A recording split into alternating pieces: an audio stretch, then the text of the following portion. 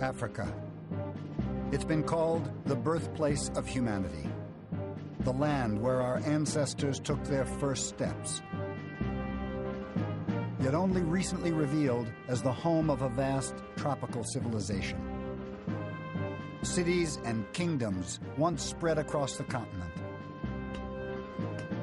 then vanished, leaving barely a trace. What happened to this great achievement?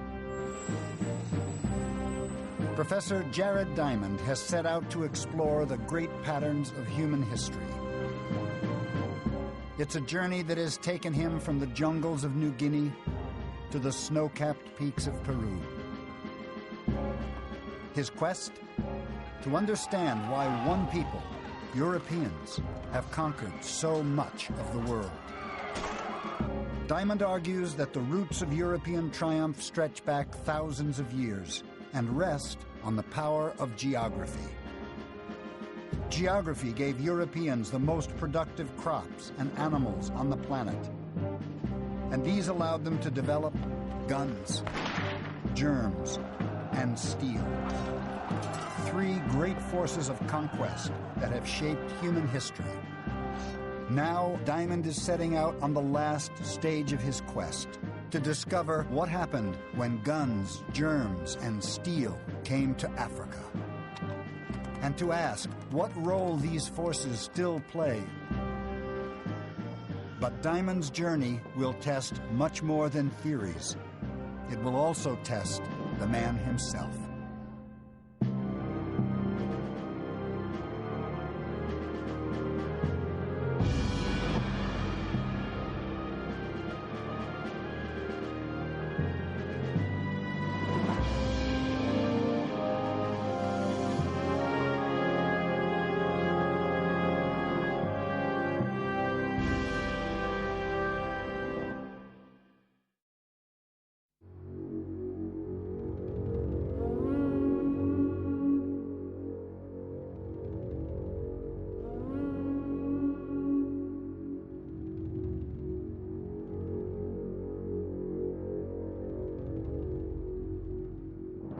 A Class 19D South African Railways steam locomotive, built Glasgow, Scotland, 1932.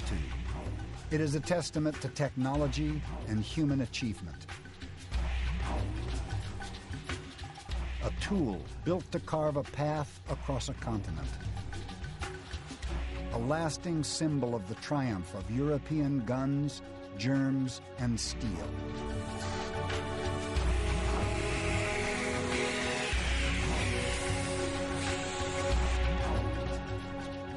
This engine and its tracks of steel will carry Jared Diamond through the story of Africa. It is a tale with its roots in ambition and greed, the peoples of Europe reaching out beyond their native lands in a quest for global conquest. As Europeans expanded around the world, they conquered other people. They built railroads, they developed rich societies modeled on Europe. They had done this successfully in North America and South America and Australia. And then they arrived in Africa, and it looked as if the same thing was starting all over again. But Africa would be different. A place of dangers and secrets hidden from these foreign invaders. The first European settlers arrived in southern Africa in the mid-1600s. They landed here in the Cape of Good Hope at the southernmost tip of the continent.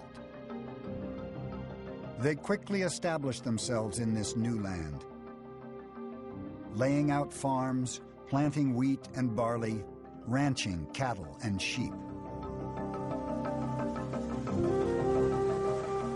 This may sound strange, but it's from ordinary agriculture like this that my theory of guns, germs, and steel arose. My quest began more than 30 years ago on a trip to Papua New Guinea, when I began to try to understand why the people there lived so differently from Europeans and Americans. The beginnings of the answer, I realized, depended on farming.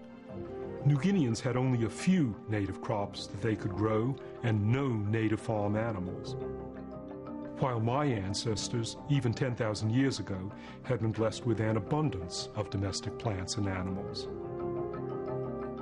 Over the centuries, this had given them a huge advantage that let them develop cities, nations, and even colonies abroad.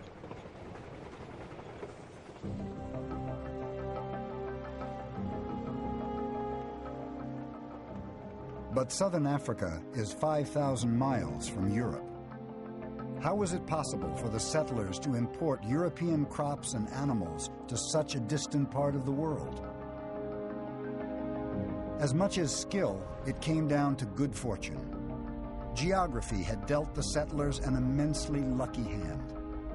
They had stumbled across one of the few parts of the southern hemisphere that feels just like Europe.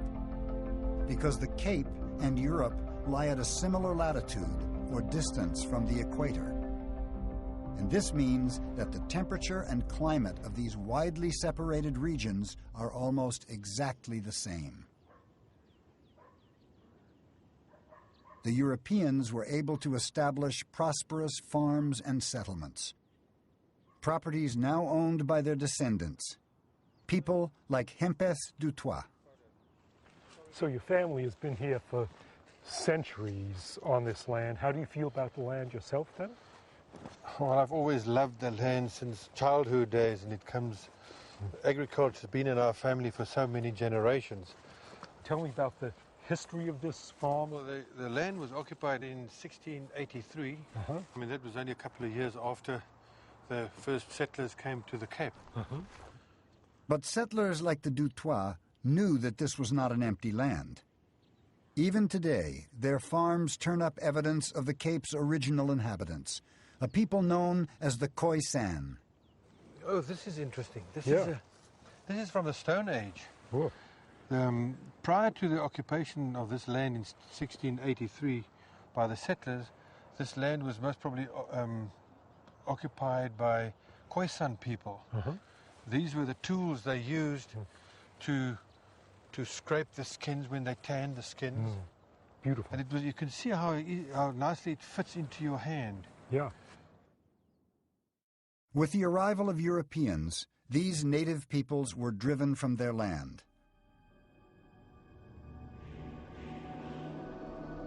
But they also faced an invisible and even more devastating agent of conquest. A force Diamond has identified as one of the greatest in human history: germs. Realizing the importance of farming led me to the next big surprising discovery of guns, germs, and steel.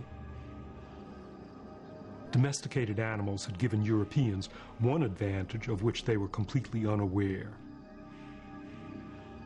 By living in close proximity to their livestock, they had become infected with viruses and germs of those animals, which evolved into diseases of humans. Through exposure over centuries, Europeans had developed some resistance to those diseases. But as Europeans spread around the world, they encountered peoples who didn't have that same resistance, and who then fell victim to devastating outbreaks of infection, especially of smallpox.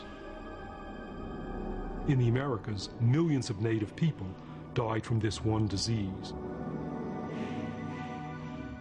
And here in the Cape, it wrought the same havoc on the Khoisan peoples.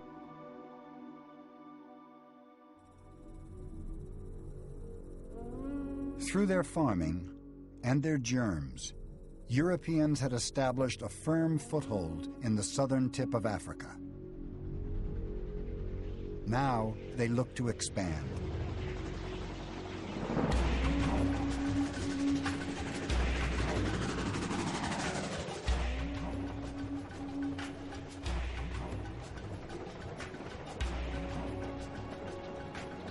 In the 1830s, there was a burst of the pioneer spirit, such as had been seen in the European expansion across North America and Australia. This time it was Dutch settlers, and these pioneers moved into the interior like the pioneers moving across North America and Australia.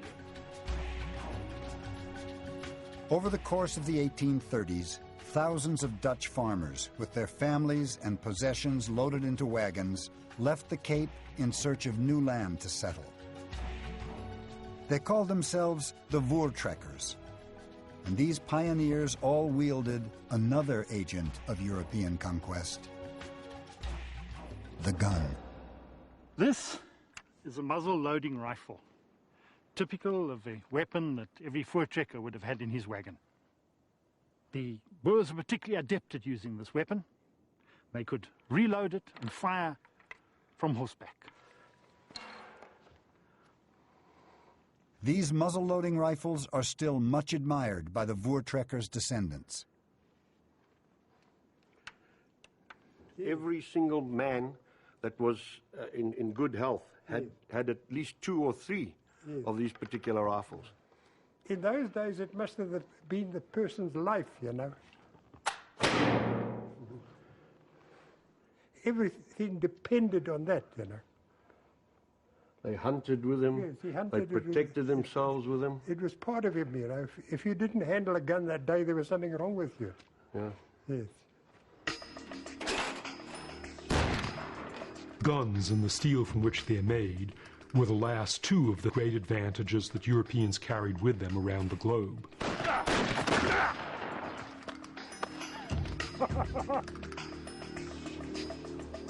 Guns are the result of thousands of years of complex technological developments, which began outside Europe, but which Europeans perfected. And that was all because of the head start that their farming had given them thousands of years previously. You know, the flintlock rifle, it was, you know, I shouldn't really say this, but it was nearly like as important as a cell phone is today. Yeah. You can't go without your cell phone. In those days, you couldn't go without your flintlock rifle. Fire.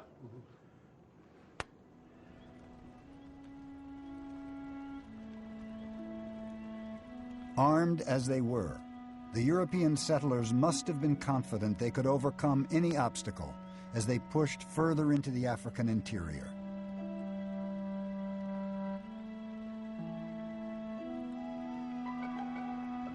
By February 17, 1838, the Voortrekkers had reached 800 miles inland from the Cape.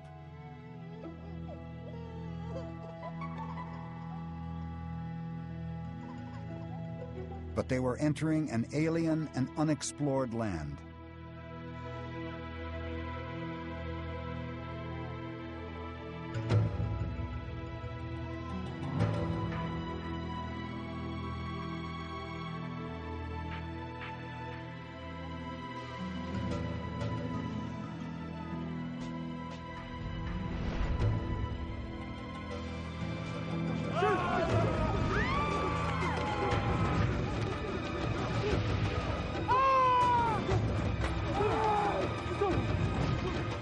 Suddenly, out of the darkness swept a native African army. Their victims barely had time to fire a single shot from their rifles before they were completely overwhelmed.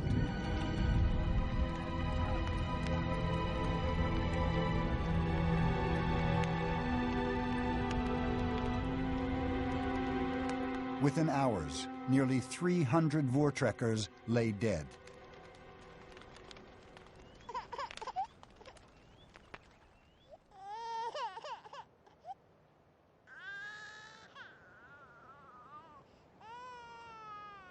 Their enemy had struck without mercy.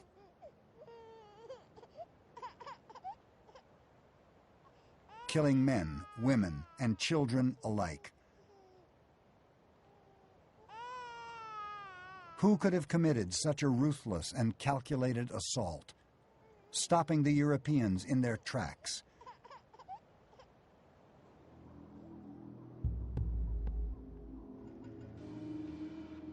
In fact, the Voortrekkers had trespassed across the border of a mighty African kingdom, inhabited by people very different from the Khoisan of the Cape. They had encountered the Zulus.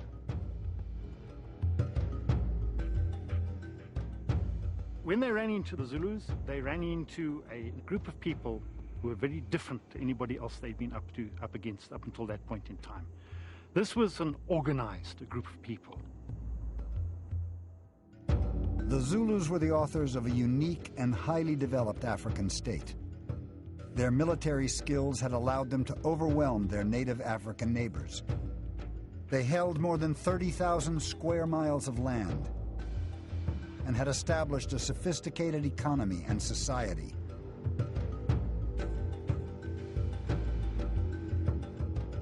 The ferocity of the Zulu defense of their land was something the Voortrekkers had simply not expected. It was more than the Boers could handle. They were not prepared for the attack from the Zulus. They were up against a king who could mobilize an army of 10 to 15,000 men without any problem at all, that could take on almost anybody. They were absolutely fearless. The Voortrekkers were stunned and devastated. Had they and the power of guns, germs, and steel met their match in Africa? The Voortrekkers showed little interest in who the Zulus were, or how they developed such a sophisticated state. They wanted a showdown. They gathered their scattered forces behind a great circle of wagons and readied themselves for battle.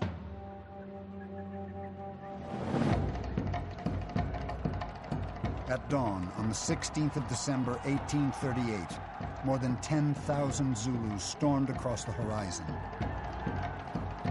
charging in to destroy the outnumbered settlers. But this time, the Europeans were able to use their technology to maximum effect. To increase the rate of fire from their muzzle-loading rifles, some would shoot while others would reload. It was shoot, hand the gun over, take the next gun, fire, hand the gun over. So every 5 or 6 seconds you could fire a shot. See, that was the important thing.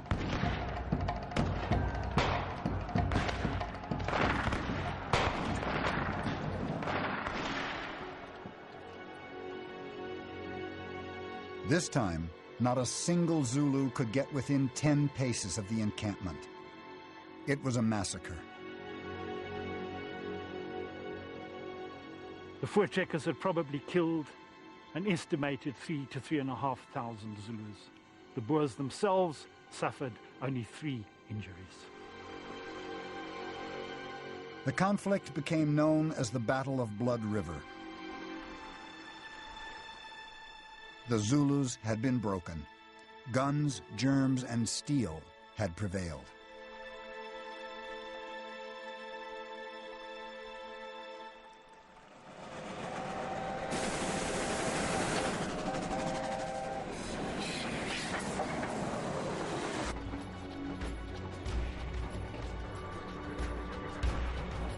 The victorious European settlers pushed on beyond Zulu lands, while new developments in their technology let them increase the pace of conquest.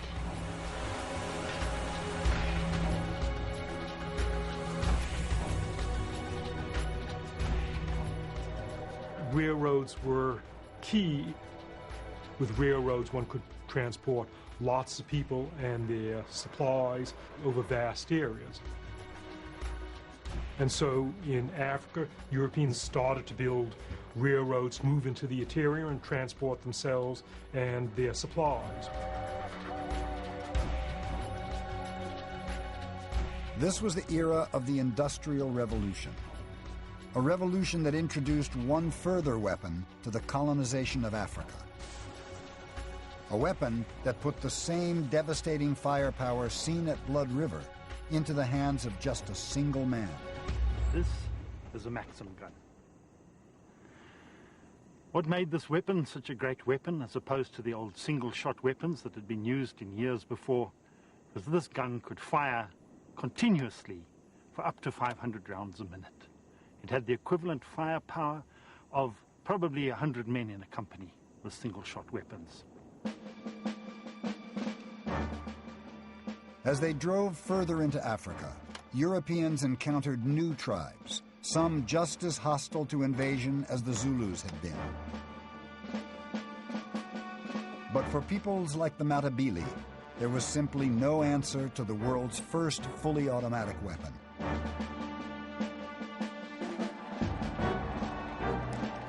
The Matabele conflict of October 1893 lasted a matter of hours.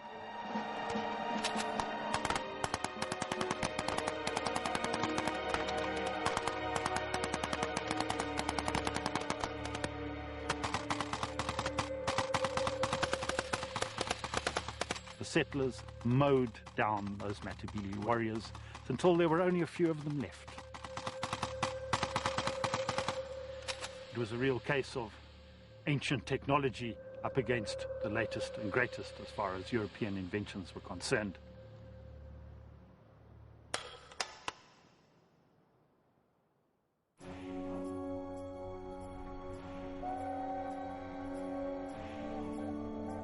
It seemed like the birth of a new age. Europeans carving a path into the interior of Africa, conquering tribe after tribe, settling where they pleased. Guns, germs, and steel triumphant. Except now, those settlers would find themselves facing an entirely new enemy, one that had once been their greatest ally: geography.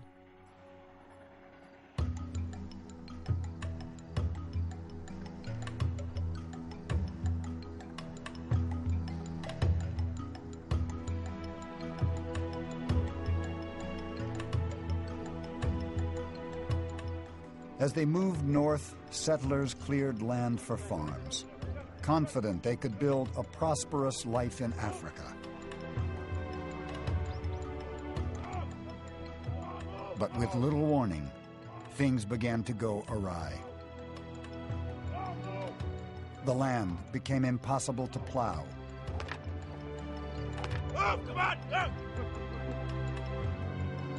Their crops refused to grow.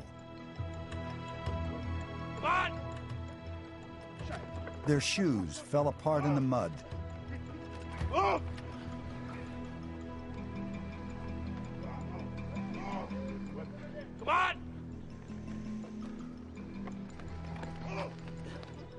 And that was only the start. Come on, man!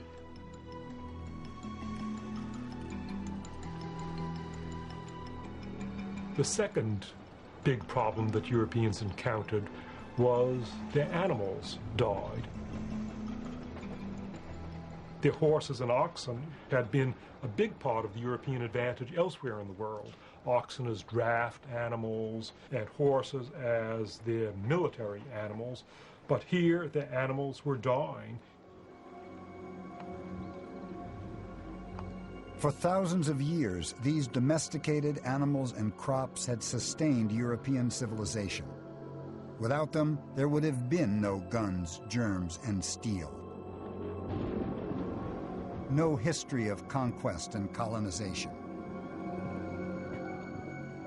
And now, the settlers themselves began to fall ill with terrible fevers. While all around them, they could see native Africans farming, herding cattle, healthy and alive. How was this possible? What were the secrets of this strange new land?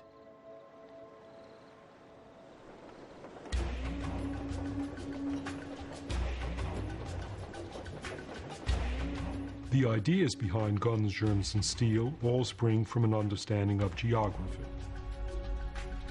And geography explains why Europeans were now failing. European crops had grown well in the Cape because the Cape was a mirror of the European world, lying on a similar latitude. But as the settlers progressed into the African interior, they'd been moving north, closer and closer to the equator. At about 23 degrees south, near the river Limpopo, they passed a major geographical boundary known as the Tropic of Capricorn. They were leaving behind their familiar European climate and entering a totally different world. They had entered the tropics. Compared to the European or temperate zones, the tropics operate by entirely different rules. Instead of the 4 seasons of Europe, North America, and the Cape, here there are just 2. The dry season and the rainy. Wheat and barley, the crops that had sustained European civilization for centuries, had not evolved to survive in this tropical climate.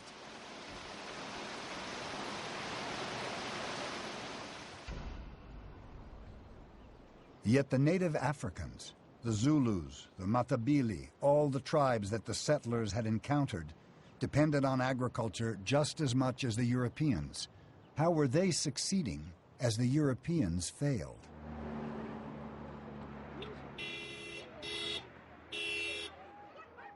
Even today, the continent of Africa is composed of thousands of different tribal groupings. Each is subtly distinct from the next in custom and language.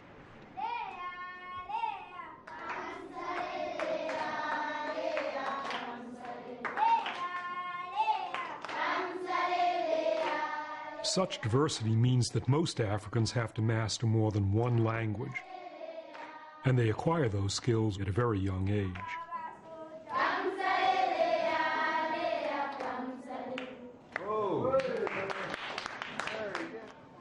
I would like to find out how many languages you speak.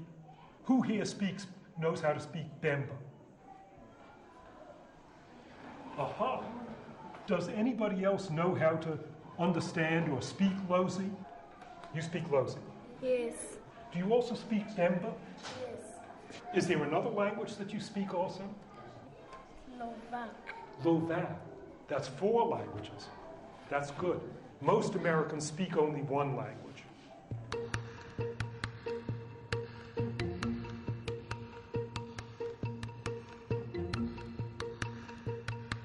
After a little exposure to these different languages, you begin to realize one thing.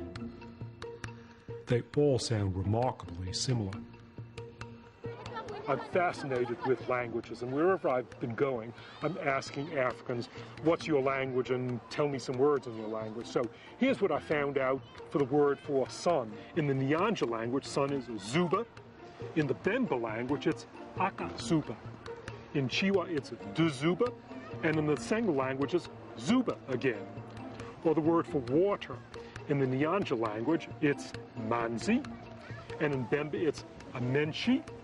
And in Chiwa, it's Manzi, similar to each other again. What do these linguistic similarities tell us?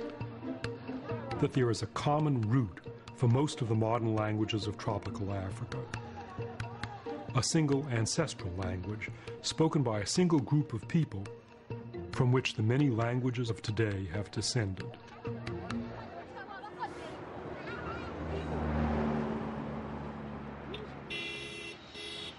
Linguistic analysis has isolated a family of languages known as Bantu, which originated in tropical West Africa. About 5,000 years ago, the early Bantu speakers began to spread into new lands, bringing their crops, their animals, and their language with them. And over centuries, Bantu culture evolved, diversifying into hundreds of tribes, expanding across the tropical region of Africa.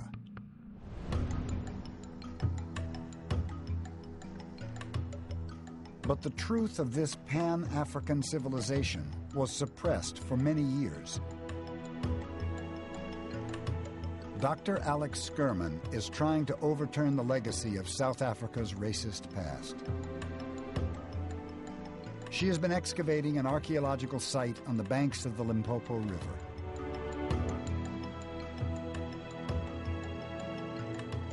In the early part of the 20th century, there were rumors in the white South African community about this place, in their minds linked to the Queen of Sheba or some other early white civilization in southern Africa, trying to show that the Phoenicians or the Sabaeans, basically anybody who was a bit lighter skinned than Africans, were here first, and they found the opposite, that Africans actually had an amazing, great history, and that they had earlier states running way before any whites set foot in Africa. This site, known as Mapungubwe, the place of the jackal, formed the heart of a kingdom similar to the earliest civilizations in Europe.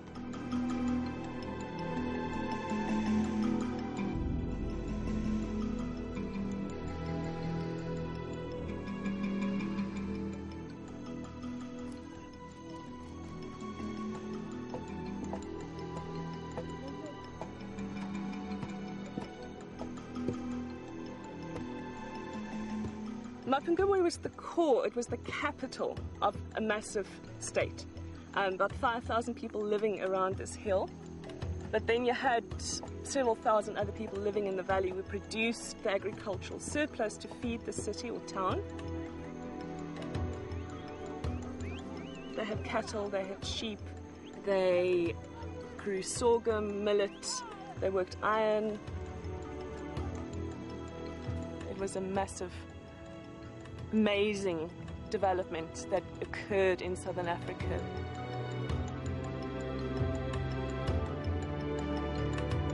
And this was not an isolated state.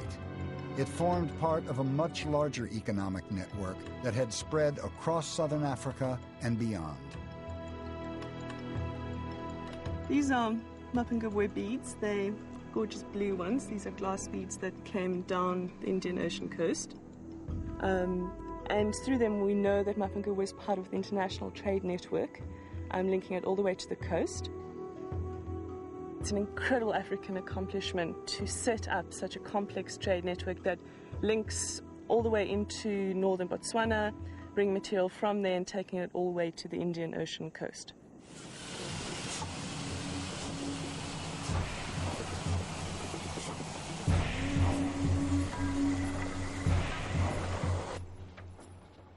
So, Africans had overcome the problems of agriculture that defeated the European settlers.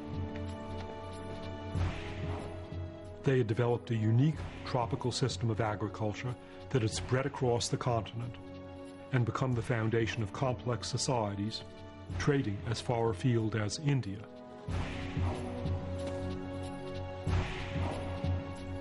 But there was an even more extraordinary story at the heart of this flourishing tropical civilization.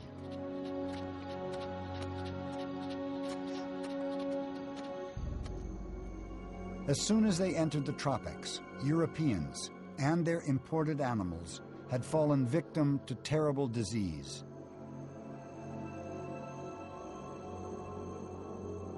Fevers racked their population. Yet tropical Africans showed fewer of the same effects. Many of them even survived that most lethal of European weapons, smallpox. The disease that had devastated the native peoples of North and South America and the Khoisan of the African Cape.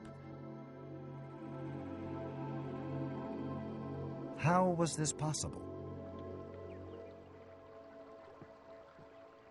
Diamond believes it all comes back to geography. Many of the diseases that were killing the settlers and their European livestock were unique to the tropical world. They had never encountered them before.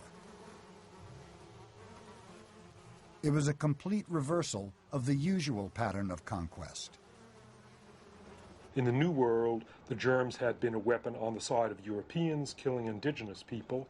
Here, it was indigenous germs to which Europeans had not a history of exposure. So here we have guns, germs, and steel again, but the germs working in the opposite direction, killing Europeans. The settlers and their imported livestock had fallen victim to a host of tropical infections and diseases.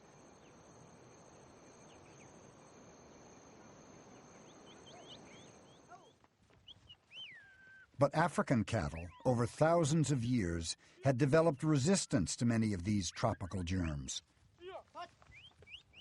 And these cattle might also explain why tropical Africans had not succumbed to smallpox on the same scale as the Khoisan people of the Cape. The smallpox virus originally crossed over from cattle to man centuries ago, and experts now believe it may have first originated in tropical Africa. Africans were certainly familiar with the disease. They had even developed methods of vaccination that bestowed an immunity for life. And there was more. Native Africans had also developed antibodies against one of the most virulent diseases on Earth: malaria. Carried by the humble mosquito, this was the disease that was now overwhelming the European settlers.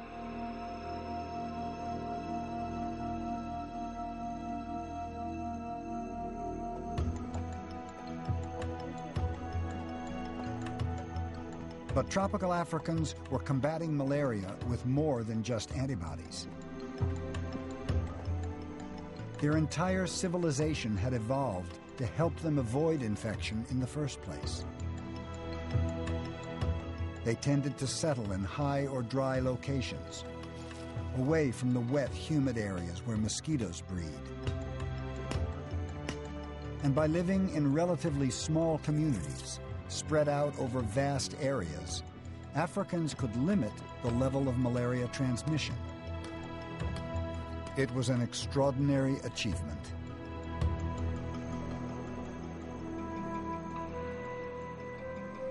But the Europeans understood little of the Africans' way of life.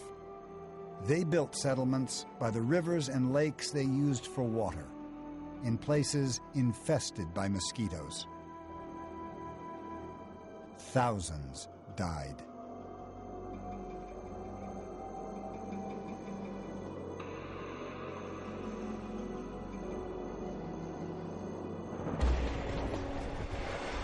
So it seemed that the tropics had defeated European guns, germs, and steel, and that Africans had emerged triumphant. They had evolved a complex civilization well suited to the tropical world. A civilization that had spread throughout the continent in a vast cultural diaspora. Was this the end of European guns, germs, and steel in Africa? What would the future hold for this mighty tropical civilization?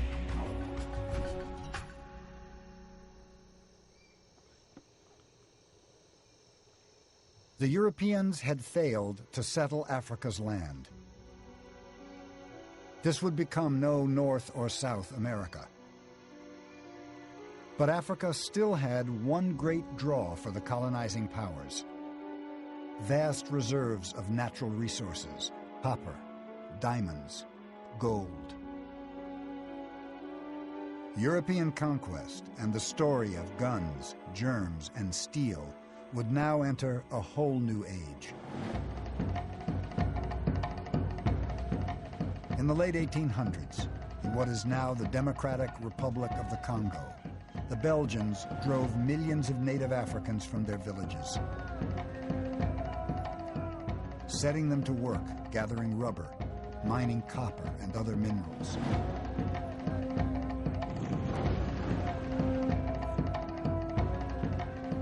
Burning their homes behind them, reducing their 1,000-year-old tropical civilization to dust and ashes. Few were as brutal as the Belgians, but across the continent, millions of Africans were compelled to abandon a way of life perfectly adapted to the tropics, and to labor for Europeans. To ferry Africa's natural wealth back to Europe, the colonizers turned again to their technology, building ever greater railroads. After more than half a century and the labor of tens of thousands, tracks of shining steel reached all the way from the Cape into the very heart of the tropics.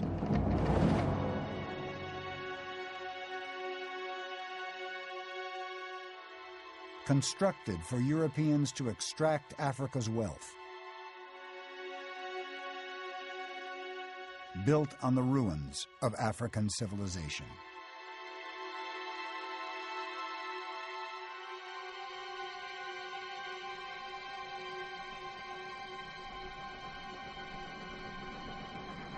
All this time, I've been uncovering the trail of guns, germs, and steel across Africa. And even this train and the track it rides on lie at the heart of my story.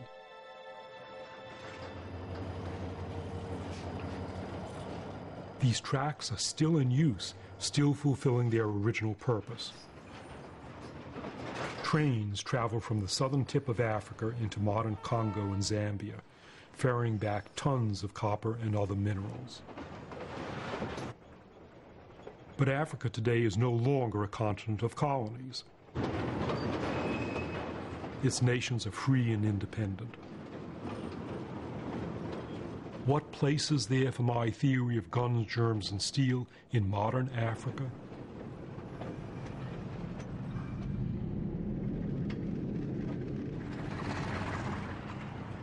Ndola, northern Zambia, the end of the line for Jared Diamond. Civil war in the neighboring Congo makes it too dangerous to travel the last few miles of this track. But even here, the reality of modern Africa is clear. I'm now in the center of the African tropics, and I'm in Zambia, one of the poorest countries in Africa and really in the whole world. The average annual income here is a few $100s, and the average lifespan of a Zambian is 35 years, so I myself have now lived nearly 2 average Zambian lifetimes. What goes through my mind here is, what can history and geography and guns, germs, and steel tell us that would help us understand the plight of Zambia today?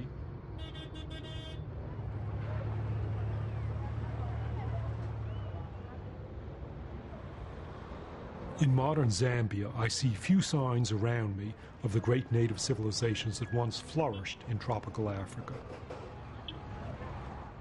What I see instead is a country shaped by colonization. I see towns and cities that grew up next to the mines and railroads established by Europeans and built on the European model. What about the great forces that originally shaped this continent and its people? The forces behind its conquest by Europeans. Where are guns, germs, and steel in modern Africa? In Zambia, malaria is endemic. It is the #1 public health problem. And when you look at the children particularly, when you go to a health facility, up to 45% of the children in the outpatient facility of the hospital will actually be presenting with malaria. Germs, one of Diamond's great forces of history, are still shaping the story of modern Zambia. Not just the recent scourge of AIDS, but also that ancient tropical disease that defeated Europeans, malaria. Malaria is now the #1 killer of African children under 5 years old. This old register will just show you the picture of the number of deaths that could have occurred within the hospital. Most of them are children below 5 years. 1 year, 6 months, 3 years, 5 months, 1 year. Most of them are really below 5 years. Tropical Africans once lived in settlements spread out over large areas, which minimized the spread of malaria. But now they're living in modern, high-density cities and towns, and the rate of infection has increased dramatically.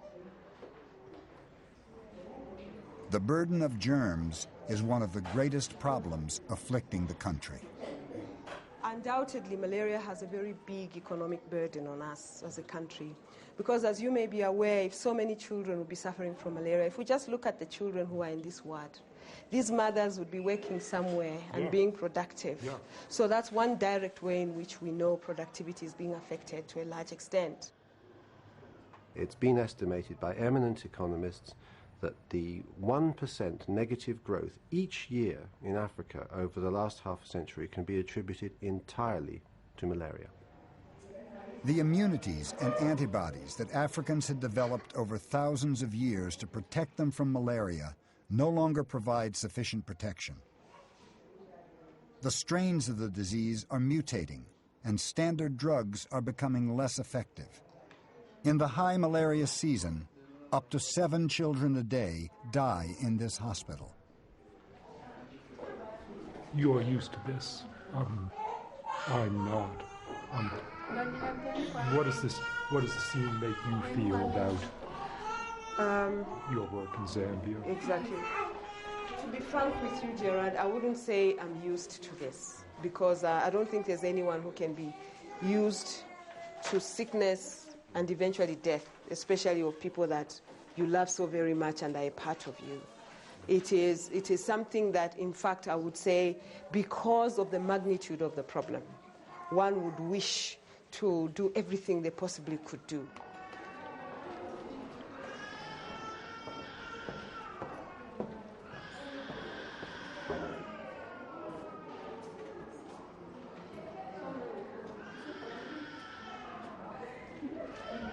Because of the fact that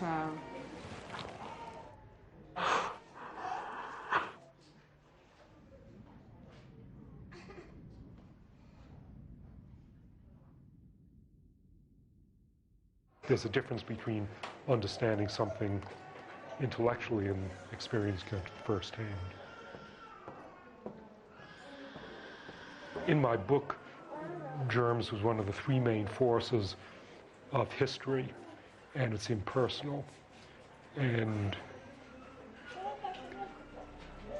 it's still different, and it hits me to be in a place where germs are in action.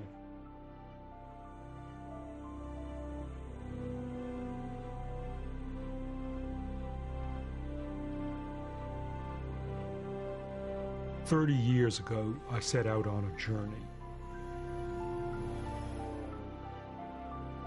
A quest to understand the origins of inequality in our world. I discovered that this story stretched back to the beginning of civilization and rested on the geography of our planet. When humans first started farming, one small area in the world was lucky enough to have the best crops and animals, which gave one group of people a unique advantage in history. Europeans perfected guns and steel, evolved lethal diseases and germs. They then used these tools to conquer continents and to build extraordinary wealth. I conclude that geography and guns, germs, and steel have been the strongest forces to shape the history of our world. Here in Zambia, these forces are still shaping the world today. Tropical germs are overwhelming this country and its people and driving them into poverty.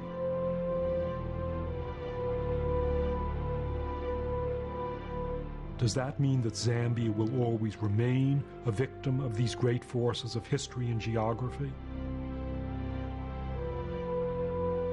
And that Africa is condemned to a future as poor as its present? Absolutely not. And I would say that the message is a hopeful one. It's not a deterministic, fatalistic one that says, forget about Africa and underdeveloped areas. It says there are specific reasons why different parts of the world ended up as they did. And with understanding of those reasons, we can use that knowledge to help the places that historically were at a disadvantage. Malaysia and Singapore are among the richest and most dynamic economies in the world. Like Africa, they are tropical countries with the same problems of geography and health, the same endemic malaria. But both transformed themselves by understanding their environment. 50 years ago, these countries realized the burden that geography and germs could be. Through concerted effort, they managed to almost entirely eradicate malaria from their land, transforming their economies and way of life. The story of Malaysia and Singapore shows what an understanding of geography and history can do. Explanations give you power. They give you the power to change. They tell us what happened in the past and why, and we can use that knowledge to make different things happen in the future. The government of Zambia agrees. They have set up a nationwide project to try to eliminate malaria from the country, just as in Malaysia and Singapore. New drugs, even a possible vaccine, are giving them an increasing chance of success. The control of malaria will mean an improvement in the welfare of the people.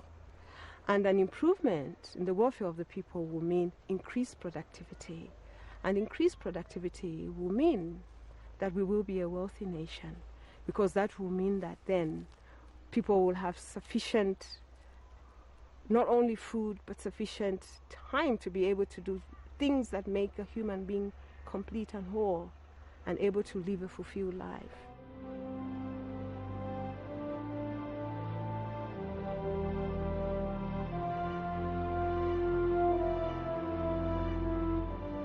Jared Diamond's quest has been to understand the great forces of human history.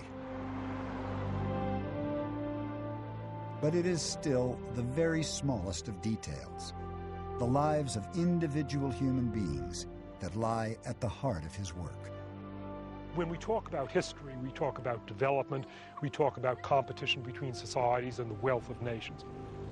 It can sound intellectual, but here in Africa there are human faces on it.